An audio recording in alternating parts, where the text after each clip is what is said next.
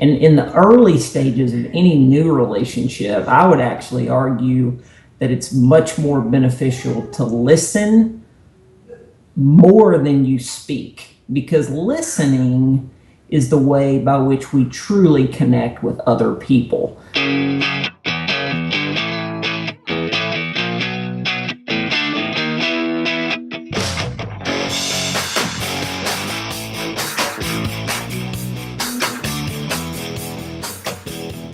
And welcome back to the Ask Bo Parrish Show. I'm Dave Erickson alongside Bo Parrish. Today's topic is the experience of understanding another person's condition from their perspective. I'm talking about the word empathy, Bo, and placing yourself in someone else's shoes and feeling what they are feeling.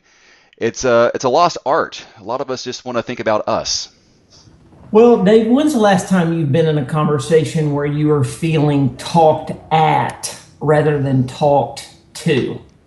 It's a complete one-sided conversation or lack thereof, which makes it a monologue.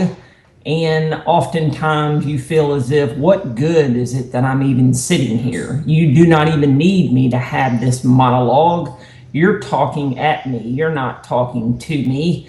And at the heart of that is the one-sided nature. When you are being talked at, chances are you are not hearing anything that is coming out of the mouth of the other person in the conversation. So the whole idea of our conversation today is the importance of connecting with someone before you correct someone. Not that we're in one-sided conversations nonstop throughout every single day, but we as human beings tend to be more comfortable when we're speaking from areas of familiarity, things that we're aware of, things that we're interested in, things that we have expertise in.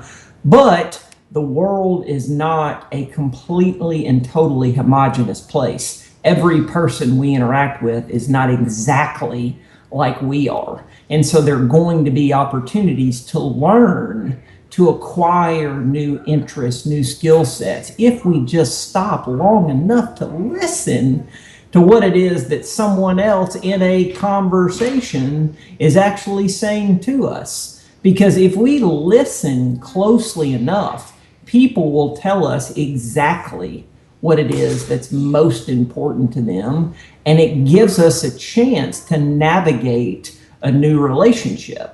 Because the more knowledge we can demonstrate of the other person in the conversation, the more likely it is that we're going to be able to build a long-lasting friendship, because the better that I know you, the more you are going to perceive that I care about what it is that's coming out of your mouth. And if I give you enough opportunity and enough time to instruct me on what it is that's important to you, just even in a simple conversation, telling me about the last paddleboard trip you took. I don't know anything about paddleboarding, but if I listen closely enough to what it is you're telling me, you are going to subconsciously develop an affinity for me, because I'm the one that gave you the opportunity to talk about paddleboarding, which you absolutely love.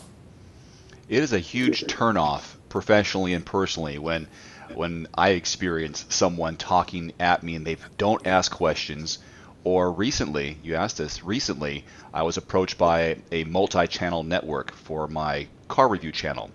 And I looked at my phone afterwards. It was a 51-minute conversation, and not once did the gentleman ask me what my goals were with my channel and how I wanted it to grow. It was more a pitch from what they can offer. And at the end of it, I said, this is not the kind of person or company I want to work with, when it's all about their needs and not once was about my concerns or my goals. And it was a huge turnoff. Well, and so essentially you felt violated. You felt completely taken for granted, and you are being expected to perform without any promise in return. Again, that's a one-sided relationship. They are completely looking to gain rather than looking to give anything at all. And every relationship is a two-way street. It's give, it's take. It's speaking, it's listening.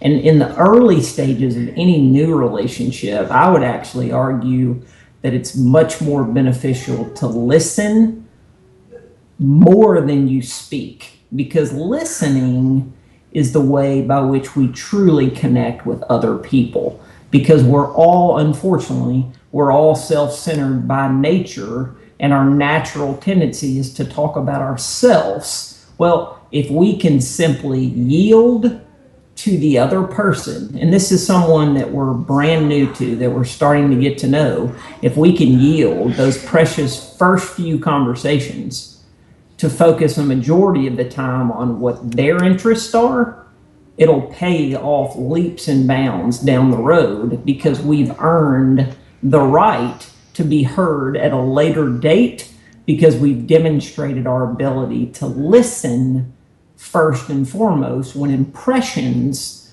are being built. And that normally happens in the very early stages of any new relationship. People do not care what you know until they know that you care. It really sets the tone for the relationship moving forward, knowing what their objectives are. And I find this in social media is giving as much value and helping to solve people's problems or finding solutions to their needs first and foremost. And then I know in the world of online media, you want to make money at what you're doing, but if that can be your goal ahead of time, then you build that they know, trust, and like you formula. Absolutely, Dave. And another advantage of becoming a good listener is statistics show that the better listener that you are, the more people tend to perceive you as an expert in your field.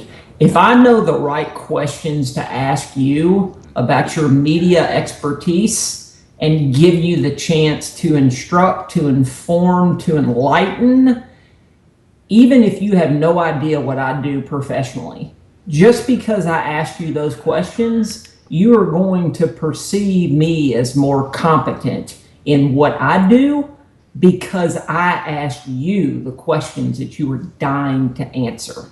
It's not a matter of you knowing the right answer. It's a matter of you being able to educate me based on your perspective, your experience, and that instructor inside of you comes out. And when I give you the opportunity to tell me about how you built your media empire, something lights up inside of you. And as you are instructing me, you are subconsciously thinking, gosh, I don't know what Bo does for a living, but I'm sure he's good at it. You nailed it, man. That's exactly it. Hey, if you got a question for Bo, use the hashtag AskBoParrish on Twitter, Facebook, or YouTube, and we will do our best to answer. Bo, thanks a lot. Great topic. Dave, thank you, sir.